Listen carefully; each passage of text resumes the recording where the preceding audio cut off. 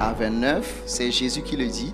Il dit, venez à moi, vous tous qui êtes fatigués, chargés, et je vous donnerai du repos.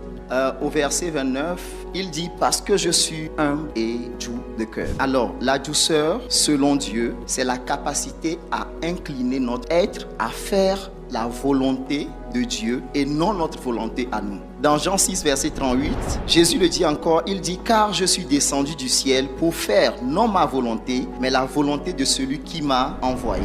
Ce matin, c'était très compliqué pour moi de me tenir là devant vous, ma première fois d'ailleurs, mais j'ai tenu à faire la volonté de mon Père et non ma volonté. Ça, c'est développer le fruit de la douceur. C'est être soumis à Dieu, être soumis à la volonté de Dieu. Et cette capacité, certains le définissent comme une faiblesse. Parce que lorsqu'on est confronté à un être doux, malgré tout ce qu'on fait, la personne ne réagit pas. Elle est là, on l'insulte, elle ne réagit pas. Elle est là, on la marche dessus, elle ne réagit pas. On l'offense, elle ne réagit pas. Elle vit des difficultés, d'injustice, mais elle ne réagit pas. Notre Père l'évêque l'a dit dernièrement encore, que l'onction se développe durant les épreuves de la difficulté, pendant les injustices. Alors, sur ce point, je tiens à relever que la douceur, ce n'est pas une faiblesse. Bien au contraire, la douceur, c'est la force maîtrisée. Souvent, on dit ceux qui n'ont rien, c'est eux qui font du bruit. Normalement, quand tu connais ta capacité, quand tu connais l'esprit qui t'anime, tu es calme, tu es posé, tu regardes ce qui arrive et tu sais que ton combat, ce n'est pas un combat contre la chair,